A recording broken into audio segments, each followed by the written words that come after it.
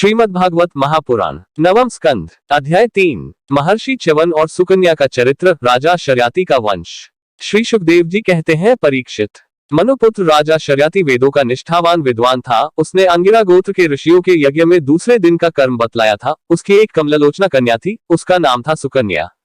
एक दिन राजा शर्याति अपनी कन्या के साथ वन में घूमते घूमते च्यवन ऋषि के आश्रम पर जा पहुंचे। सुकन्या अपनी सखियों के साथ वन में घूम घूमकर वृक्षों का सौंदर्य देख रही थी।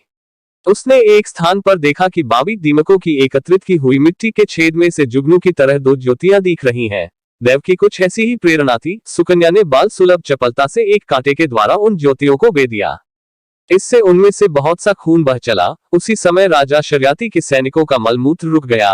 राजर्षि शर्याति को यह देखकर बड़ा आश्चर्य हुआ। उन्होंने अपने सैनिकों से कहा, अरे, तुम लोगों ने कहीं महर्षि च्यवन जी के प्रति कोई अनुचित व्यवहार तो नहीं कर दिया? मुझे तो यह स्पष्ट जान पड़ता है कि हम लोगों में से किसी न किसी ने उनके आश्रम में कोई अनर्थ किया है। तब सुकन्या ने अपने पिता से डरते डरते कहा कि पिताजी, मैंने कुछ अपराध अवश्य किया है। मैंने अनजान में दो ज्योतियों को कांटे से छेद दिया है। अपनी कन्या की यह बात सुनकर शर्याति घबरा गए। उन्होंने धीरे धीरे स्तुति करके बावी में छिपे हुए च्यवन मुनि को प्रसन्न किया। तदनंतर च्यवन मुनि का अभिप्राय जानकर उन्होंने अपनी कन्या उन्हें समर्पित कर दी और इस संकट से छूटकर बड़ी सावधानी से उनकी अनुमति लेकर वे अपनी राजधानी में चले आए। इधर सुकन्या परमक्रोधी च्यवन मुनि को अपने पति के रूप में प्राप्त करके बड़ी सावधानी से उनकी सेवा करती हुई उन्हें प्रसन्न करने लगी। वह उनकी मनोवृत्ति को जानकर उसके अनुसार ही बर्ताव करती थी।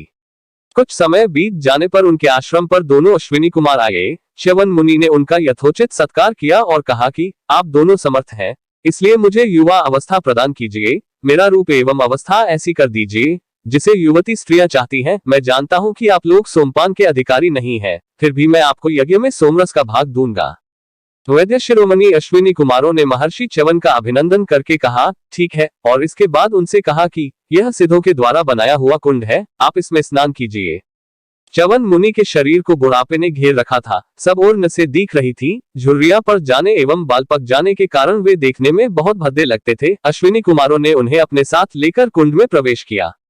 उसी समय कुंड से 3 पुरुष बाहर निकले। वे तीनों ही कमलों की माला, कुंडल और सुंदर वस्त्र पहने एक से मालूम होते थे। वे बड़े ही सुंदर एवं स्त्रियों को प्रिय लगने वाले थे। परमसाध्वी सुंदरी सुकन्या ने जब देखा कि ये तीनों ही एक आकृति के तथा सूर्य के समान तेजस्वी हैं, तब अपने पति को न पहचानकर उसने अश्विनी कुमारों की शरण ली। उसके पातिव्रत्य से अश्विनी कुमार बहुत संतुष्ट हुए। उन्होंने उसके पति को बतला दिया और फिर च्यवन मुनि से आज्ञा लेकर विमान के द्वारा वे स्वर्ग को चले गए।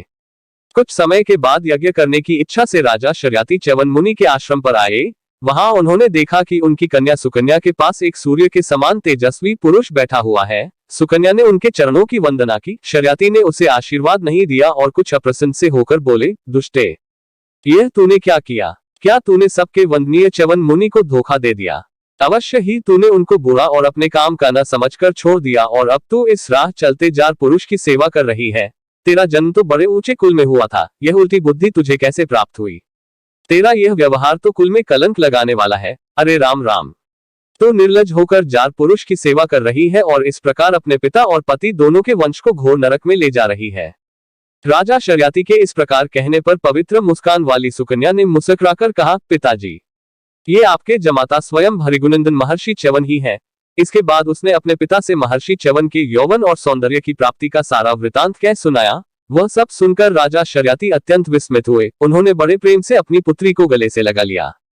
महर्षि च्यवन ने वीर शर्याति से सोमयज्ञ का अनुष्ठान करवाया और सोमपान के अधिकारी न होने पर भी अपने प्रभाव से अश्विनी कुमारों को सोमपान कराया। इंद्र बहुत जल्दी क्रोध कर बैठते हैं, इसलिए उनसे यह सहा न गया। उन्होंने चिढ़कर शर्याति को मारने के लिए वज्र उठाया। महर्षि च्यवन ने वज्र के साथ उनके हाथ को वहीं स्तंभित कर दिया। तब सब देवताओं ने अश्विनी कुमारों को सोम का भाग देना स्वीकार कर लिया। उन लोगों ने वैद्य होने के कारण पहले अश्विनी कुमारों का सोमपान से बहिष्कार कर रखा था। परीक्षित, शर्याति के 3 पुत्र थे, उत्तान, बरही, आनर्त और भूरिशिन। आनर्त से रेवत हुए। महाराज, रेवत ने समुद्र के भीतर कुशस्थली नाम की एक नगरी बसाई थी। उसी में रहकर वे आनर्त आदि देशों का राज्य करते थे। उनके 100 श्रेष्ठ पुत्र थे, जिनमें सबसे बड़े थे कुकुदमी। कुकुदमी अपनी कन्या रेवती को लेकर उसके लिए वर पूछने के उद्देश्य से ब्रह्मा जी के पास गए। उस समय ब्रह्मलोक का रास्ता ऐसे लोगों के लिए बेरोक टोक था। ब्रह्मलोक में गाने बजाने की धूम मची हुई थी। बातचीत के लिए अवसर न मिलने के कारण वे कुछ क्षण वहीं ठहर गए।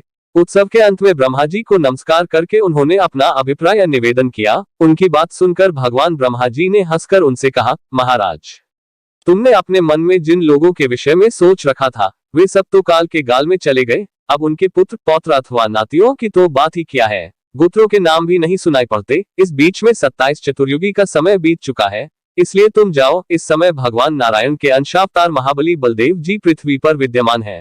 राजन, उन्हीं नररत्न को यह कन्या रत्न तुम समर्पित कर दो, जिनके नाम लीला आदि का श्रवण कीर्तन बड़ा ही पवित्र है। वे ही प्राणियों के जीवन सर्वस्व भगवान पृथ्वी का भार उतारने के लिए अपने अंश से अवतीर्ण हुए हैं।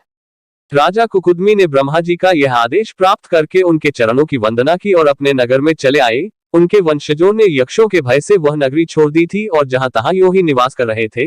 राजा कुकुदमी ने अपनी सर्वांग सुंदरी पुत्री परम बलशाली बलराम जी को सौंप दी और स्वयं तपस्या करने के लिए भगवान नर नारायण के आश्रम बदरीवन की ओर चल दिए।